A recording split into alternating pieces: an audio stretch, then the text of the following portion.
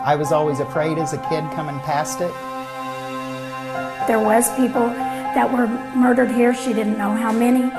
This has always been reputed to be the Staffeldad bordello. The old bordello, which I used to own, is haunted.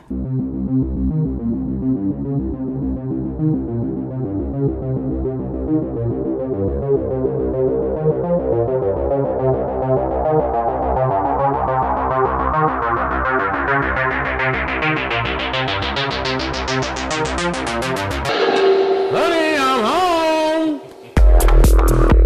I killed him. Are you hanging out in this house because you're scared to go to hell? You might knock her ass down, but she's gonna land back on her feet.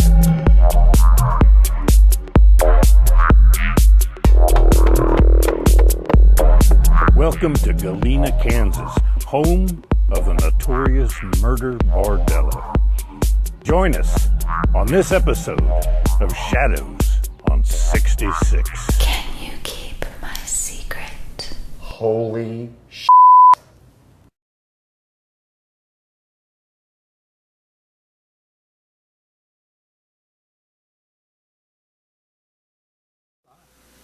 Hey everybody, thanks for joining me. I'm Selena with Fear Paranormal, and you've joined us on Close to Death. I have a very special guest tonight. I'm really excited, and I think she's pretty excited as well. Friend of mine from Austin. Her name is Alyssa Oynx. Hey Alyssa, are you with us? Yes, hello. Hey, you're in the Onyx Dungeon, are you? I am live from the Onyx Dungeon. It's a work in progress. I've still got a few things to put up, but it's coming along. My little cake. It looks pretty spooky, so I think you're doing a good job so far. Good. Good deal. Well, for those of my audience who are not familiar with you, why don't you kind of tell them a little bit about yourself? Absolutely. Well, I am based out of Austin. I've been here for the last year and a half, and I'm a native Texan, proud to be. It's home.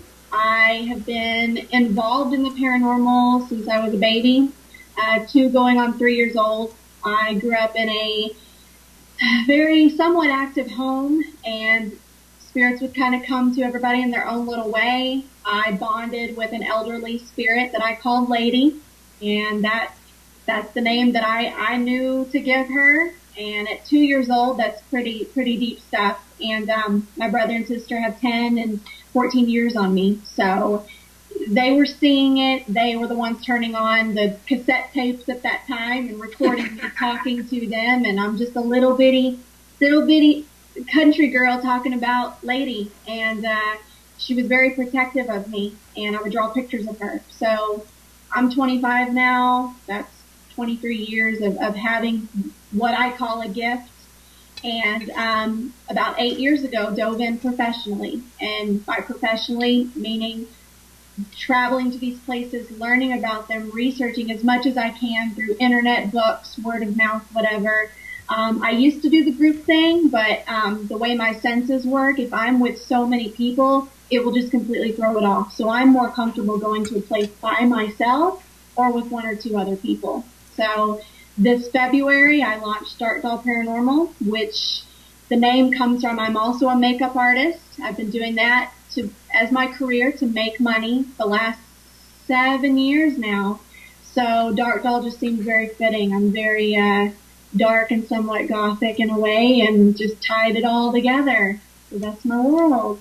Wow, that's cool. That thing floating in the back of you is kind of freaking me out a little bit. I'm like, did I see an apparition on the other side? I think you got like something hanging by your light. I'm like, whoa, it's moving. Those are my friends, yeah. But I never know. I mean, I've been in this location. I just moved to this apartment about 2 months ago. I don't notice any activity around me, but, as investigators, if it happens, it happens. If it doesn't, it doesn't. We try to bring it home, but sometimes they're here, and it is what it is. I don't mind it. Yeah. I haven't found a real mean one. They can get cranky, but I haven't found like a really scary one just yet. I hope that I don't really, but it'll happen, I'm sure. So Dark Doll, you do that by yourself, huh? You go to locations by yourself, or maybe with one person filming you as you are in a new project with, it's not new, it's been a work in progress for a while, but Will Scoville, why don't you tell us a little bit about that? Yes, Voice of the Unknown is the baby right now. That is the love and a lot of blood, sweat, and tears going into it. Granted, I'm, he's doing most of the hard work and I hope he's not stressing as much as I know that he probably is. And I chime in every now and then to check up on him, but, I'm very thankful that he brought me on. It happened at the most perfect time in my life. A lot was going wrong and a lot of things were just really up in the air, and it was kind of just a freak way it happened. I showed up to do an investigation at the haunted Magnolia Hotel in Seguin, Texas, which heavy place. We're talking packed with activity from so many different personalities, ages, so much is going on. And I basically just went to do the investigation and knew there was going to be an interview of some sort and had heard a Voice of the Unknown, but didn't really want to jump in and be like, hey, I'm an investigator. Can I, be a part of the project? I just kind of kept my mouth shut, and he ended up being there. So met him, we hit it off, and did the interview, and I spoke as an investigator. I spoke from my heart, why I do it, what I feel, how it makes me feel, and I went home that night, and he said, the interview went great. Will you stick with this, and will you kind of come on board? And I was like, yeah. So we're pushing it, and we're getting down to crunch time, but it's definitely going to be a game changer. You hear talk of people falling in love with paranormal activity and The Conjuring, and movies with such heavy activity that's reenacted, of course. What you're going to see in Voice of the Unknown is real. Nothing is scripted. Nothing has been reenacted in any way. It's gonna be scary. A lot happened, and but we're excited. We're very excited for it. So I know that feeling about things going wrong in your life, and like I can thank Brad and Barry Kling for kind of bringing me on to Shadows on 66. So I totally understand the excitement when they ask you. You're like trying to be cool and go, yeah, it'd be kind of fun. Sure, why not? But inside, you're like a little kid freaking out, wanting to get out of the car and, jump up and freak. But it happened at a great time, and I'm glad you are on the project. I mean, I was wondering about the haunted Magnolia because my cousins and I have a lot of family that live there. Right. And, we had, people when they first hear about a thing, they're going, is it really that haunted? Or they just hyping it up? Because they do it a lot. They do it at a lot of places, and it's kind of a disappointment. But I really wanted to get in there, but man, trying to get a hold of someone to get in that place is like impossible. So maybe one day, maybe you could hook me up and get me in there. Happy, I will. And we're hoping, because, Erin, who she has Magnolia, she's an author, has written some really, really great pieces on activity around the New Braunfels area, but around Texas. She fell into, owning the property, and, they're in the process of restoring it the best that they can. But, until we're on the other side, we're not going to know exactly how they're feeling. All these people are coming in, and paint's being put up, and things are being moved around, and new window panes are being put up. The energy in that place is really being stirred. And you've got good and you've got bad. Some people will argue that there's not any bad there, and I don't mean to put it out there in the sense that it's evil. There's just some heavy stuff going on in that location, and you feel it instantly. You don't even have to get inside the building. You step out onto the property, and it's like a magnet. It's intense. But I think it's going to bring a lot of attention. The Voice of the Unknown is going to bring a lot of attention to the Magnolia, and I feel like it's going to bring good attention because you want to keep places like that going. And I know that the spirits would like that. They don't, you don't want to see places torn down, and you want to keep it pure, and you want to keep it, you want to keep it real, you want to keep it alive. So I think this film is going to do a lot for that location. Right, and I understand what you mean about that, because the Galena Bordello that we filmed at one time it was almost dilapidated and it was falling into disrepair, and the guy took it and bought it and made it. It is absolutely beautiful.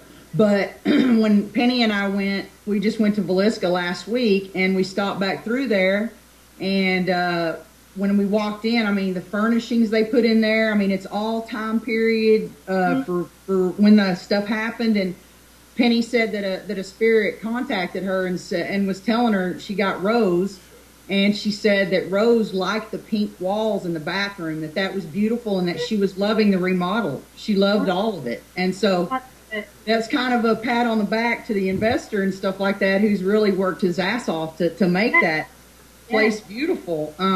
And Crystal and I stopped by the Magnolia on our way out of town from Phantom Fest, and we both walked up to it, and you can definitely feel the history, and you can definitely feel something.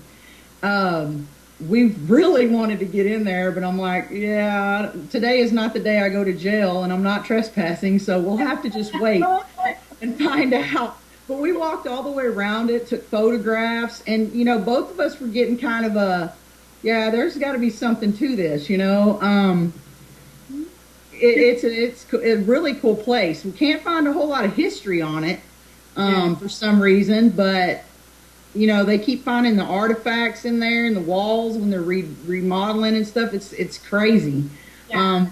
But I was wondering about that. I was very curious to see what you got when you went in there, because I mean, we kind of got little kids on the outside of it, like around the corner. Yeah. But other than that, it just felt kind of just like a lot from the outside. What you're going to see and of course, Will, he went around to a bunch of different areas in Texas and with some teams and groups, and got some really great places. But I'm telling you, even his feedback with me was, we went and shot there for, I don't know, 4 hours one night. We were just going to go in and said, we'll get what we can get. He got so much activity from that 4-hour span that it has taken up a lot of the movie. From active ghost box sessions. I mean, so active to where they weren't even involving us. They were going at each other. There was major confrontations going on. There's a lot of possession between spirits going on. There's a lot of dominant, oh my goodness. They are so dominant. I mean, at one point it was like, I think we need to leave this room.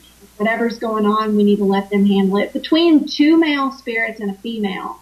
The female was real interested in talking to us, real interested in being around us. And then once those men came in, she was gone. And I remember being like, that's not fair. That's not fair. They were just at each other. So heavy. And then there was a man by the name of William Faust. And he was a murderer. He actually murdered Emma, the little girl spirit that is running around the place, and hid out in his the closet of his room. So you've got that activity, those spirits, and then whatever else has gone on. You're talking about a building that has been standing since the early 1800s. It's unbelievable, and a majority of the activity on Voice of the Unknown is from this location alone. And you, as an investigator, will know if you can get even a 10 or 20 minutes worth of good activity and experience and evidence from a place. That's great. We're talking hours that has had to really break down and put into this film, and that's why the release date got pushed back, because he was like, there's so much I really want to try to get here. So it's going to really, it's intense. So it's going to be a full-length movie, not a documentary like Shadows was, right? It's going to be a full movie? Yeah, I mean, it's still, we're still calling it the, documentary movie. It's been thrown around a lot. Right. I'm not really for sure how long it's going to be. But he's trying to really get as much as possible in there with all the locations. And then great music. A lot of, really great bands were featuring in it too. So it's been a fun project. And we're counting down the days. So Yeah, I know the excitement. I mean, ours is going to be released, at the end of September, and actually into Phantom Fest, but they introduced it at Scarefest instead, and I was like, but it, like I said, they're like, we have to put the documentary within an hour of stuff. So a lot of the stuff that we didn't get in there, like the investigation with me and Chip, which was such a blast. None of that got in there because you have to keep with the storyline. And I'm like, okay, that's cool. Absolutely. I was just proud to be a part of it, and I'm sure you are too. I mean, Will's been around for quite a while, so people know who he is, and I'm sure that after this comes out, a lot of people are going to know exactly who you are too. The place that you like to go the most, besides the Magnolia, where would that be? Ooh, God, that's a good question. Well, back before it kind of blew up all over TV, the Baker Hotel. Baker Hotel is another. I wish, and I know I can understand and I can appreciate the fact that it is such a large location and it is going to take a lot of dollars to get that back up and running. But oh God, I wish someone would come through and fully renovate that place and get it back up and about. I think they're doing that right now. They have a bid to do that, and I think in 3 years they said it's going to be exactly like it was, as best they can do in 1929. And because I think it was NTGS that just got inside the Baker. And I'm like, Andre, I don't know how he did that, but whatever magic he got done, he did it. And I was like so jealous because we go on the outside of it a lot. Right, yeah. And that place is crazy just on the outside. When you take a photograph of it and it doesn't show up in the photograph and you're like, that's a huge building. Now, how does that just disappear? I mean, that's the craziest place in the paparazzi area right there. Man, I can just go back in the heyday and see people driving up in those awesome cars and getting out in their real nice suits, and it's a cool place. Yes, that's definitely a favorite. Also, I heard of it through April Slaughter, who's a well-known paranormal author. Really, really sweet person and really loves what she does, and we can all appreciate that. But she had mentioned a place called Dead Man's Hole in one of her books, Ghost Hunting Texas, and it's actually located in Marble Falls. It is a historical marker. What it was private property back in the day, and a guy named Benjamin McKeever owned the land, and of course, unfortunately, owned slaves. And when they, for whatever reason, he was upset with them, or they didn't do what he wanted, he would hang them from a tree that was above this huge hole. And once they were deceased, he'd cut them down and they'd fall into this hole. And turns out it's about 150 feet deep. Pretty large sucker. And when the townspeople found out what was going on and they discovered the hole, they found, I think, between 12 and 15 bodies in it. So displaced spirits. This is it's in the middle of the country. I mean, there's when you go dusk and into nighttime, it's country. There's wildlife. It's trees. It's crickets. Cicadas. It's country. So displaced. And April mentions in her book, even the most professional of investigators, she doesn't recommend them going because of how heavy it is and the fact that Benjamin is still probably occupying that area as well. There's not a house on the property that I know of. I just, once you turn down this dirt road, you drive right up to it. The historical marker's out there. The hole is there. It's been covered up, so no one's, accidents, important, no one wants that to happen, so they've covered it up. But yeah, it's, anytime I've gone, that's actually the first place I went where my hair was pulled, where I was physically touched. Of course, stuff like that. I'm all for it. I'll stay. I want more. I've been going there I've been going there for about 4 years now. Yeah, and it's just a place I kind of will keep going back to. If I want to have an experience or I want to have my little spiritual outlet, because when I started doing this 8 years ago, as you know, we couldn't talk about it back then. The TV shows weren't that big, and people were still kind of closed off and scared and don't talk about it. So, very under the rug for me, under the table, and so that was always my outlet, going investigating and going to feel those feelings and feel that energy. So that was one of the first places I went and still go to, and definitely a favorite. So, Wow.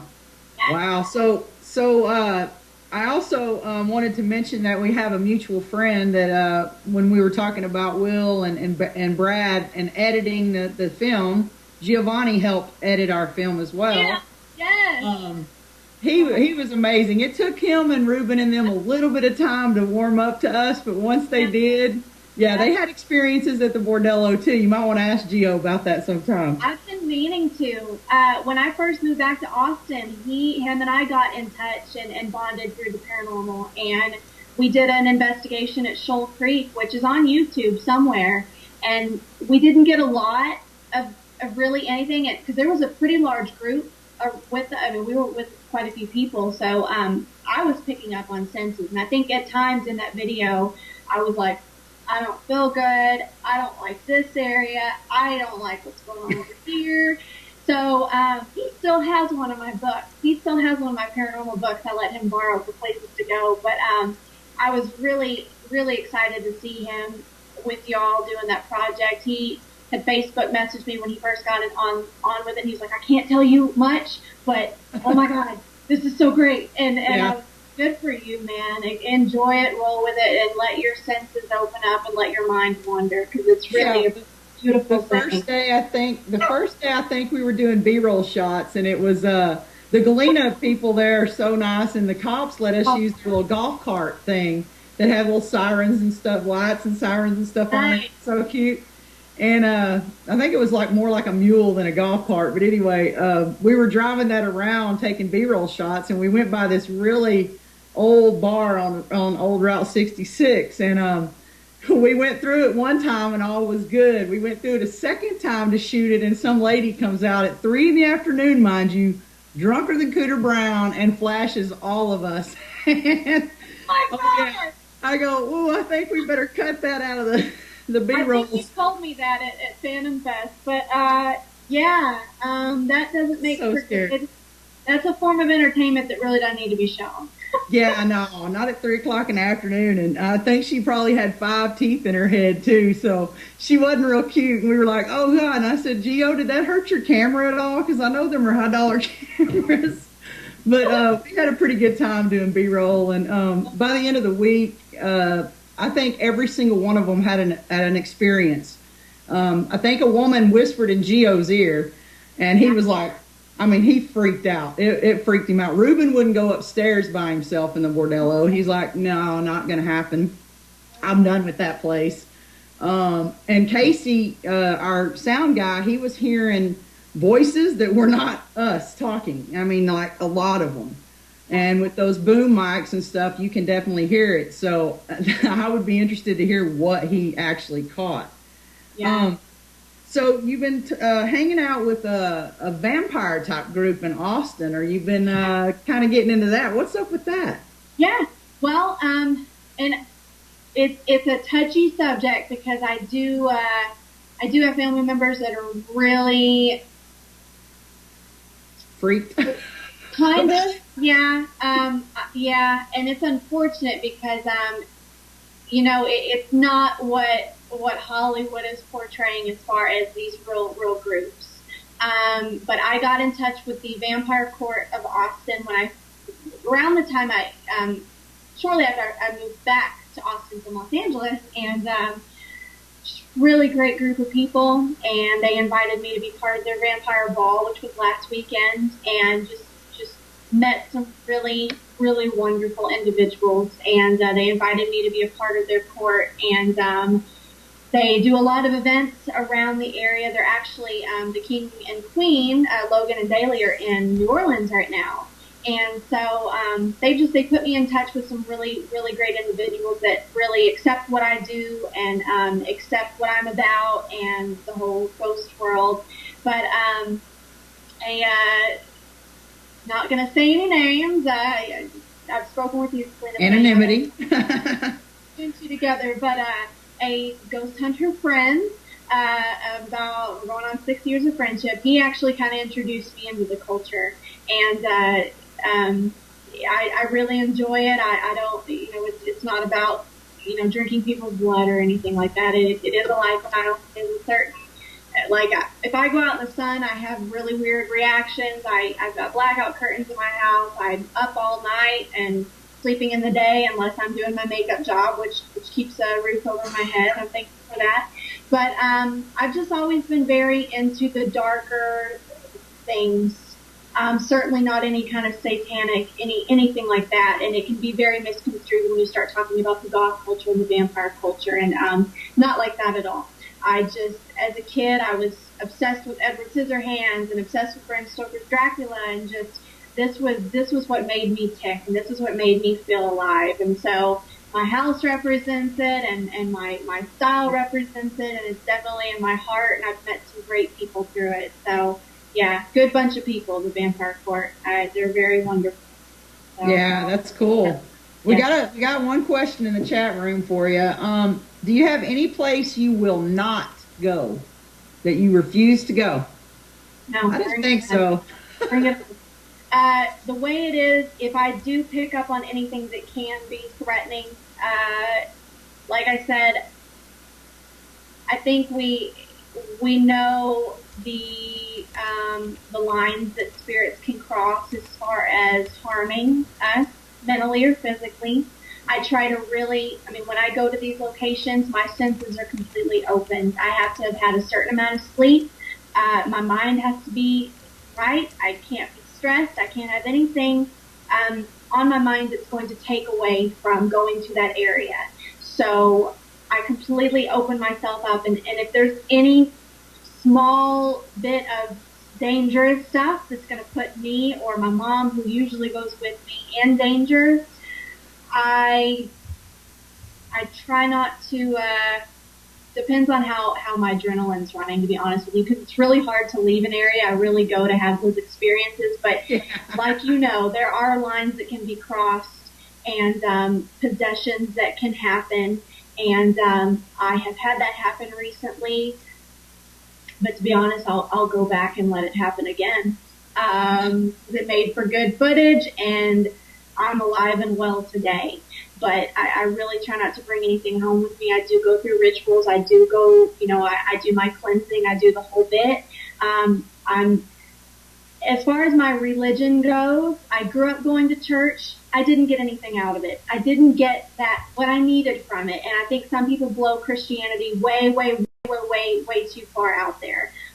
My religion, it comes from spiritualism. I'm a spiritualist. I get what I need from the other world.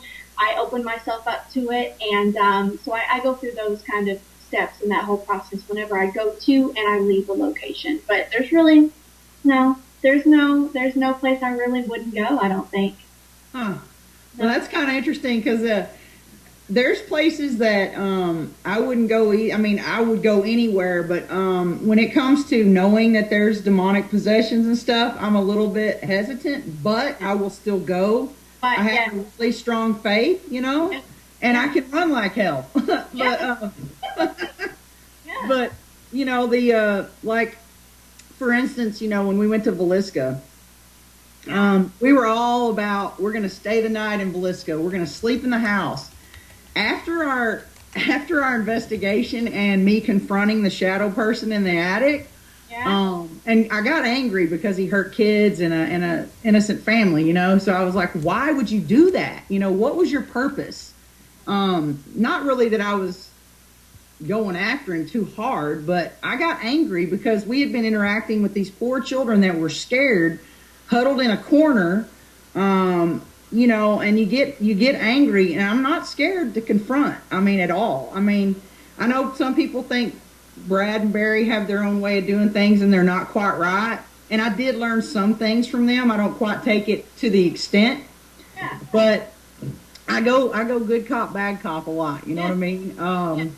Yeah. I'll see what works. But when I got angry at Villisca, that place is no joke. And after all that activity that we got and all the EVPs that we got, Penny was like, yeah, we're not going to sleep in the house. I go, why not? We were all set to sleep in the house. She goes, 8 people were bludgeoned to death with an axe in that house. That alone gives me the willies. And I said, yeah, I probably wouldn't be able to sleep because you can hear every creak that's in the house, and I'd be like every time looking at the staircase. Yeah. So, but it was, you know, places like that get I know what you mean about your adrenaline rush. You can't, it's like an alcoholic at a bar. When it's 2 o'clock, you got to leave. That's exactly. You don't leave. Yes, it is like a drug, and it is. And I think some people, and you know, to each their own. Everybody's got their own way about it. I understand it, but I really feel like anyone that's doing this because they're an adrenaline junkie and they want to get that high, that's all great. Go skydiving. Go own a skydiving. You know, go do something like that, because I think a lot of people are forgetting. And granted, I know us as investigators, we're thrilled about the TV shows and movies that are out because it's opening up society to this world, but I think people are getting confused that, oh, that sounds fun. Yeah, we'll go to a haunted house. Yeah, that's cool. I think they're forgetting what can really happen and what can attach itself and how emotional you can get and how ill you can feel. And you know, I think people really kind of get it misconstrued. So I'm all for that adrenaline rush, but know that you need to open up your senses too and have some respect, because you're going on another piece of property that time really kind of stands still at times and for the spirit. So we went to the Kendrick House. I don't know if you've ever heard of that. It's in Carthage, Missouri. That place is also no joke. It's on a bed of limestone next to a railroad track, next to a river. And it was raining with a full moon that night. And there's a voodoo protection thing on the house that you have to pay homage by going and getting a pack of smokes, pulling off a filter, and each person before you go in taking a hit off the cigarette, which was but we went in there and it was solid activity, solid the whole time, and it's no joke. There's a shadow person upstairs. He is not friendly. Just a really, like, my friend Penny's a medium and sensitive, and boy, her spirit guide was like circling her, like to protect her and going, I don't like this house, I don't like this house. And she's like, you're supposed to be making me calm down, so nothing, you're stressed. What is going on? So it was it was crazy, but I want to go back. Yeah, right on. Yeah, I mean, and you'll know. I think whenever you go to locations, you'll know if you're cut out for it or not. Everybody has their thing and their place in life, and it takes a certain kind of individual to do this professionally, so to speak. Because there's a lot of things in life I can't do or couldn't do. There's a lot. I mean, I really, forgive me for saying this, I am a people person, but I really prefer to work with the dead. I honestly just, oh my good God, I just prefer to work with the dead. That's all I'm going to say. It really is. I mean, you know, I'll just leave it at that. Yeah, I prefer to work with the dead. Penny and I always say that dead people don't scare us as bad as the living. Yes. You know, they can be so mean, and the spirits just want to communicate most times and let you know they're there. And just to be heard, you know, but live people, they cause a lot of drama and stress in your life. I find out more and more every day. Yeah, ditto. Yeah, sucks. It sucks.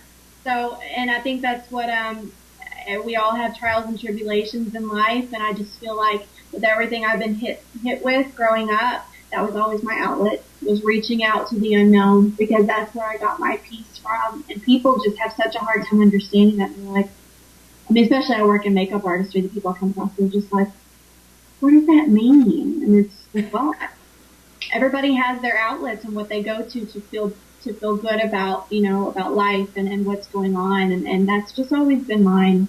It just in its own weird little way. So I welcome it. Hey, I like the weirdness. I think it's cool. We hit it off first off when we were even just talking on Facebook, and then when I finally got to meet you at Phantom Fest, I felt like I'd known you for a long time. Yeah. And I have to say, your mom is really, really cool. I think it's really awesome that you and your mom have this in common and can do that. Because my dad, when I try to talk to him about stuff, he's just like, whatever, like I'm nuts because I'm talking to ghosts or investigating spirit or whatever, he just he's so old school that he's just like, oh, whatever. I don't get into all that crap. And he just kind of rolls his eyes. But if my mom were still alive, I'm sure she would be into it as well, because we have Cherokee and Blackfoot descendant, are in our what do you call it, family tree. Yeah. And I know that you have some Indian in your little family tree as well. Is that Chickasaw? We are Chickasaw, yeah, mostly from my mom's side. My dad has quite a few. He's got, bits here and there, but we've got, and people look at me, they're like, you're so pale, like it doesn't work. And I think that's just because my ancestors have a great tan does not mean that I'm going to have a great tan. I mean, I have Irish in me too. So the Irish kind of outweighs the Indian, a little bit. What is your plans for the future in the paranormal besides possibly working on some more projects with Will? There's no stopping. And I've said that a time or two in a few interviews I have done. Like I said, I'm very thankful for Will and the team for bringing me in and letting me be me, because it's been very hard to kind of, I kind of jumped out of nowhere, but I've been on the sidelines watching for years, and it just took a little bit of time to realize I need to do this by myself. And I just had a different way of thinking and handling certain things. And so it was a work in progress, and then just going through life's trials and tribulations, like I said.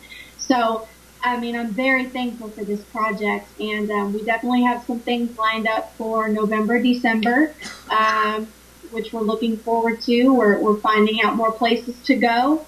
I'm going to stay on board and bring my A game and bring my heart and soul and everything into it. But if everything kind of falls apart, hopefully it won't, but you never know what'll ever happen in the next year or so. This is in me. You don't stop within you. You don't stop what drives you. You don't stop what heals your mind and your heart. And, like I said, this has always been that for me. And, I'll continue to do it. But the future's looking pretty bright, and I'm excited. I think the most exciting thing is just getting to meet more and more people. And, the more accepted I feel, then, the better it is, because bouncing around so many careers and lifestyles and groups, this is home for me. And I love what's going on. So no stopping at all. Good deal. I know that you're going to join us at the Para-Unity Fest next March, and that's going to be awesome. I had them put your table close to the Ghost Hunter store so we could chit chat all day. Yes. Yeah. But I can't wait for that event. That's going to be so much fun, and Dakota's going to be there. And I don't know if you've ever met Dakota Lawrence before. I haven't. Oh, he's pretty cool. I'm looking forward to meeting, and unfortunately, when the ball first started rolling, I was kind of talking to the wrong people, and a lot was said to me, a lot of negative and a lot of chitter chatter, and I'm like, I don't do well. This isn't high school. We are adults. If you're adult enough to pay your bills, you're adult enough to stay out of the drama, and so I definitely try to do that. So I'm looking forward to meeting Dakota. I'm looking forward to meeting so many people that I've heard so many good things about, and I'm so excited. Yeah. I'm excited as well. So I was going to ask, I was wondering, besides the tool that you use, of course, as yourself, what is your other favorite gadget to use when you go investigating? Is it shocking that it's the ghost box? Isn't that everybody's favorite? I think everybody I talk to, it's everybody's favorite. And I feel like it's because it is easy to use. It is an unbelievable way to get in touch with that other side. You know, I had heard chitter chatter surrounding the SB7 and then seeing, of course, the Ghost Adventures episode with the Galka family and how Gary Galka brought it on board and how they were using it. Unbelievable piece of equipment. And I think we can all agree with that. That is definitely a favorite. That's really kind of my go-to. I'll go in with all this stuff, but it's hard for me to even get a flashlight at times. I just want to like dart right in. I just want to go into the dark and I want to feel it. I want to feel that energy. I don't want to see anything light, of course, you know, apparition, right. Yeah, bring it on, but no light. But the ghost box is always what I reach for. And then of course a voice recorder. You got to have that on you somewhere so you can get those moments. But there's still a lot of pieces I want to play with. The obelisk, every now and then I'll get it out, but again, it's just those senses and that ghost box. I'm a happy camper. Yeah. Well, I am not so in tune yet. I'm kind of trying to get that way. I think my problem is that I doubt myself sometimes, and Penny's like, you need to just go with your gut, man. If you're feeling something, then you're feeling it for a reason. Quit doubting yourself. And when I was little, I had like dreams where they were pretty bad. They were like, I would dream something like a plane crash and it would happen. So after a couple of really bad dreams, like me witnessing my dad's best friend dying at the time it was happening, kind of like I was seeing it through my dad's eyes. After that, I kind of shunned, kind of was like cut it off because it was scaring the crap out of me. I thought I was causing shit to happen. So I was like, I kind of cut it off. And now that I'm into the paranormal and, you know, I haven't been really doing a whole lot in the paranormal as far as having a team and being out there. I've always been interested in it, because our family has always believed in it because of the background that we have. Spirits are very, very well known to still be around. And so I've never been closed-minded about that portion of it at all. But now I'm starting to get the feelings more. Okay, I'm feeling really heavy. I'm having shortness of breath. Feels like someone's sitting on my chest. The chills. All that I'm letting myself become a tool. I use the periscopes and I use the REM pods and I use the Mel meters and the K2s and all that crap I use. It really doesn't hone in on what it could be or whatever. I know that, but the feelings that I get, there's no denying that. You know, the K2 could go off because a surge of electricity went off, 2 miles away. Right. But your body is your best tool. And so I'm trying to learn from Penny and trying to pick up on, more things and not doubt myself. But I'm not going to ever say that I'm a sensitive or anything like that. But I can definitely feel when there's something in the room or something like that. I'm just about that sensitive, not anything more than that. I wish I could see things at times, but there are some things that I would rather not be shown. And I know that, I don't know, do you see things like that? I mean, are you a clairvoyant? Do you see the actual spirits, or you just have communication with them, or how does that work? It's kind of everything, but not, again, and I say this all the time, it really... And I may have people on my case after I say this. I don't know, but I don't care. No. At the end of the day, it is up to the other side if they want to be seen or heard. They are running the show. What they say goes. If they want to pop in and show themselves, cool, it's up to them. We can't force them to do anything. We can go in and yell all day and get angry and say things to piss them off in hopes they do make an appearance. Don't do that. Don't do that. Don't do that unless you're going to like you were saying earlier, if there's some bullying going on and there's some kids that are being affected by this, by all means get in there and do what you can. But at the end of the day, it is up to them. And it's this, don't go in and start disrespecting sacred ground. Don't go in and start disrespecting them and make enemies that right. You don't what they're gonna do. Don't even put that out there. So if they want me to see and hear them, damn it, they'll let me know. And growing up, it was seeing them often, especially Lady. And my sister sees often, doesn't talk about it much. She wants to, she will. My mom used to see things growing up, but really she doesn't anymore. For me, it just depends on the spirit. It depends on the location. I will see shadow figures, not all the time.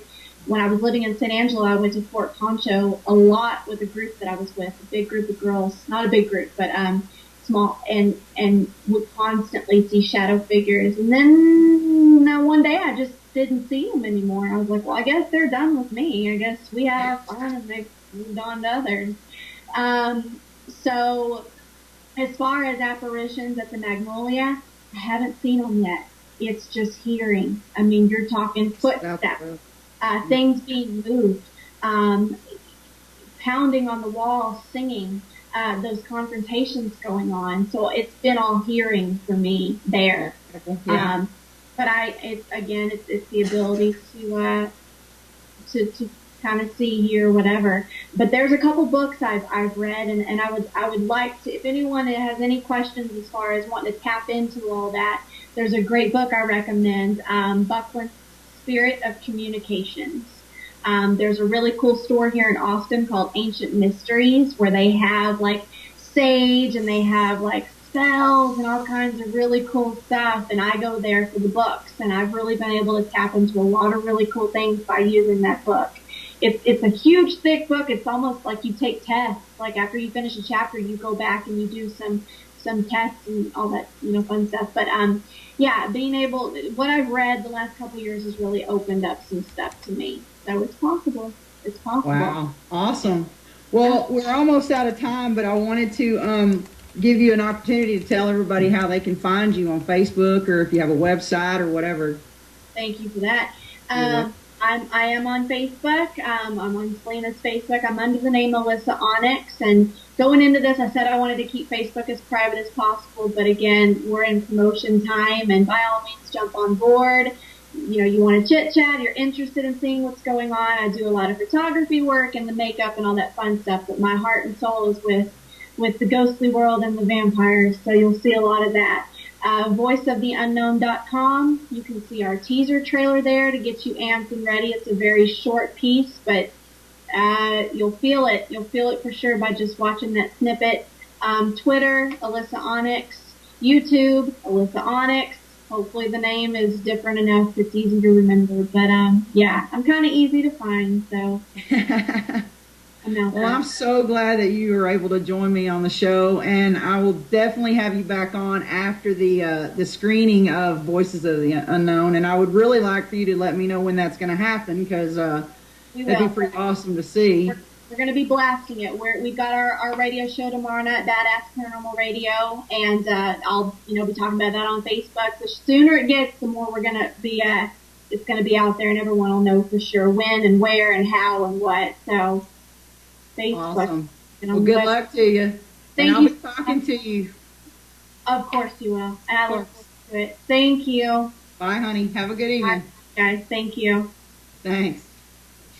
All right, guys. That was Alyssa Onyx, the awesome Alyssa. And you need to check out Voices of the Unknown when it comes out. The teaser trailer is really pretty cool. I was checking that out the other day, and I know that his editing is going to take a while because poor Brad Kling got stuck with that job on Shadows, and so it was a pretty lengthy process. I just want to give you a little heads up about a couple of events that are coming up. We got History, Haunts, and Legends in Jefferson. This coming up Saturday. It's going to be pretty freaking awesome. You need to get your tickets now.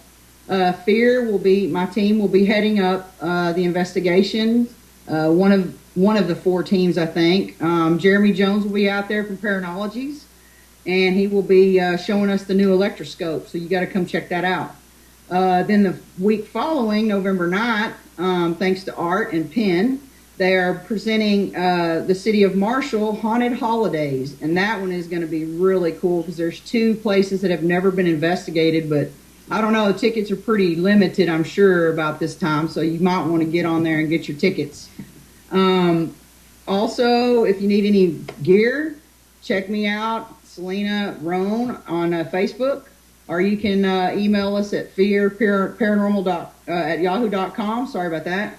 And I can get you anything from the Ghost Hunter store and Paranologies that you would ever want. Check it out. Just let me know. If you could, you need to order your copy of Shadows on 66, which is me along with the Kling Brothers and Chip Coffee. It's $10, and you can order it on shadowson66.com. And then I would like to thank my awesome sponsors that I have for my show. Tony at Syntex Roof Systems down in Waco. Thank you, brother. I know you're on it. Flanagan's Party Barn, Wendy and Wes. Just want to shout out to them a big thank you for hosting my DVD release party. Shamrock Pest Control, Sean and them over there will take care of all your little insect problems that you got. Just give them a call. Able Towing and Saba with Ace, with Barry Harder. Get you skinny on with Barry. Just give him a shout on Facebook. Look up Barry Harder, and he will take care of you. Next week, there will be no show. We will have a rerun. And on the 10th, Veterans Day special, I will have Al Franklin, who is a war veteran and a very dear friend of mine, and also on Fear Paranormal. If you would like to look up Fear, you could look us up at Fear Paranormal Society on Facebook, or Fear Paranormal at wix.com/fear1.